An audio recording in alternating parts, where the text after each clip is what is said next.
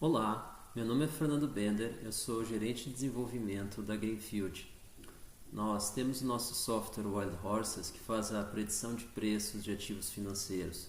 Nós aplicamos esse software a uma série de classes de ativos, commodities, forex, principais índices de mercados acionários e criptomoedas. Hoje nós vamos analisar o Ethereum cotado em dólares para a semana que termina domingo, 9 de setembro, às 23h59. Nesse gráfico, nós vemos que os preços continuam dentro de um canal de baixa, iniciado em final de janeiro, início de fevereiro desse ano. Esse canal foi testado no fundo no início de abril, foi testado novamente no seu topo em meados de maio. Depois ele seguiu paralelo ao topo desse canal, ou seja, com uma baixa probabilidade de rompimento e com uma declividade definida. Por quê? Porque se ele vem perdendo volume, os preços perdem força, eles caem. E como ele está rente ao topo do canal, ele não tem força para romper esse canal. Então isso praticamente determina o comportamento dos preços, à exceção de uma queda mais acentuada, mas nesse caso ela poderia ser associada com um volume maior e uma correlação negativa, ou seja, mais volume e menos preço. Mas não foi o que a gente observou. Quem tem acompanhado as nossas análises viu que a correlação entre preços e volume ficou sempre a mesma, então menos preço implica menos volume, vice-versa.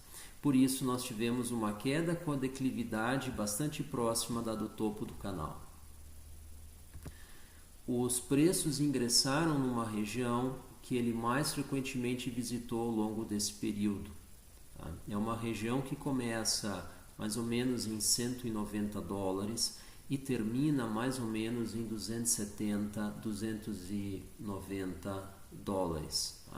Essa região aqui, ele atualmente está no topo dessa região, ou seja, no domingo às 23h59 de 2 de setembro, os preços atingiram a região que divide as duas regiões que ele principalmente visitou, que são as duas inferiores aqui no intervalo de preços capturado nesse gráfico. Esse momento coincide com o encontro dos preços, não só com a divisão entre essas regiões, mas com o topo do canal. Então, novamente, exemplo do que aconteceu na Bitcoin para a semana passada, nós temos agora para o Ethereum uma disputa entre o canal horizontal e o canal de baixa.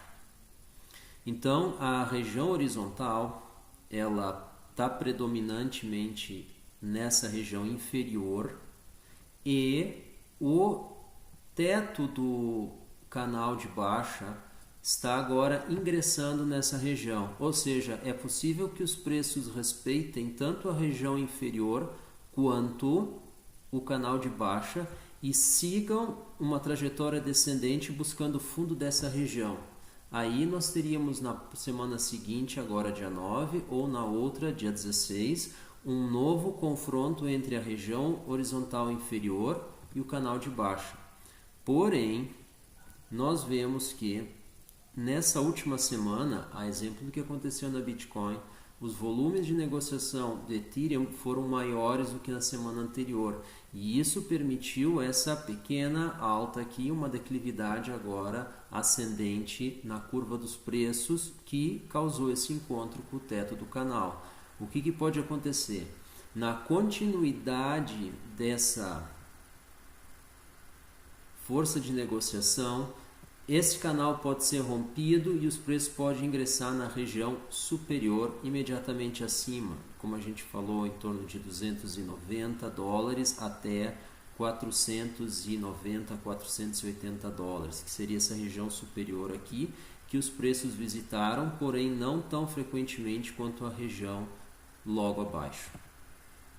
Então, olhando por esse gráfico aqui, o movimento mais provável que os preços façam é seguir dentro dessa faixa horizontal aqui, dentro do canal de baixa, porque tu tem dois fatores governando ou justificando essa precificação menor. Existe, no entanto, um aumento de volume, o que sugere que esse teste aqui vai ter um pouco mais de força do que testes anteriores, tá? Pode não ser o caso. Vocês podem notar aqui que nós tivemos aqui um movimento com uma certa força, muito parecido em coloração com o atual, e o teste ele falhou. Então é possível que isso se repita agora ao longo dessa semana até domingo, dia 9. Tá? Então, por esse gráfico aqui, apenas não fica muito possível determinar o que vai acontecer com os preços. Então, a gente passa da perspectiva de 59 semanas, que é esse gráfico aqui, e a gente vai para o outro gráfico, também de canais, uma perspectiva de mais curto prazo, onde o horizonte é de 23 semanas.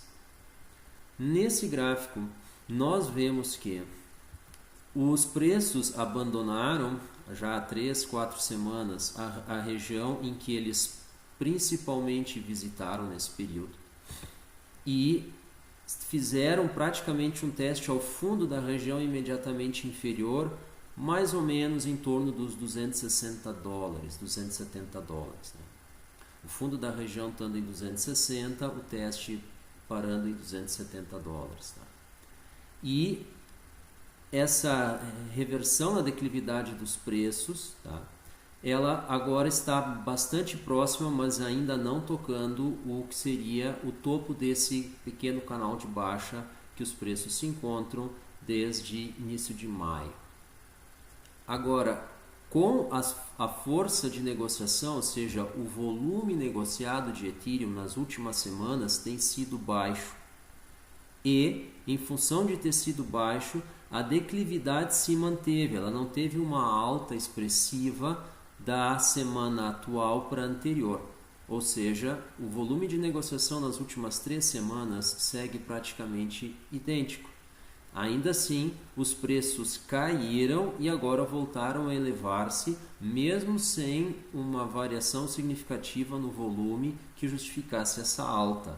Então, a gente pode imaginar que existe uma possibilidade deles continuarem dentro dessa região aqui, dessa região horizontal, e buscar um teste ao topo desse canal de baixa aqui, ao longo dessa semana até domingo. Então, a nossa informação que a gente interpreta desse gráfico aqui é que a tendência é os preços continuarem com movimento lateral. Vamos agora para o nosso terceiro gráfico, que é o gráfico do algoritmo de predição de preço. Nesse gráfico aqui, nós vemos que a previsão é de queda, porque o valor previsto para o final dessa semana, em 9 de setembro, é 267,91 dólares, ou seja, um valor inferior ao final dessa semana em 2 de setembro. Tá? Então, ele está prevendo uma queda por cento do intervalo. E o intervalo que ele admite que os preços vão se encontrar, ou seja, seria uma margem onde a gente acredita que os preços se encontram segundo esse algoritmo. Nós temos então que os preços devem se encontrar entre 232 e 303 dólares. Tá?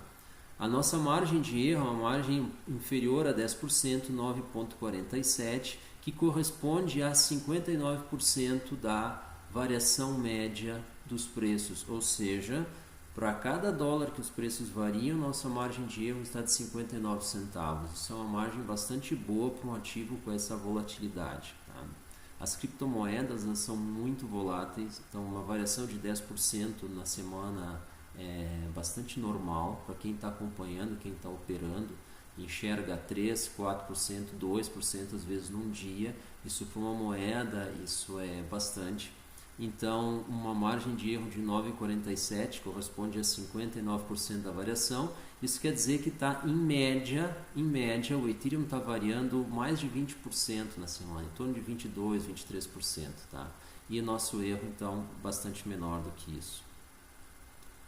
A expectativa, então, como o intervalo que o algoritmo imagina que os preços se encontrem esteja abaixo praticamente todo ele do preço no último fechamento de semana, ou seja, nós não temos aqui uma expectativa de alta razoável comparado com a expectativa de queda que esse algoritmo aqui imagina.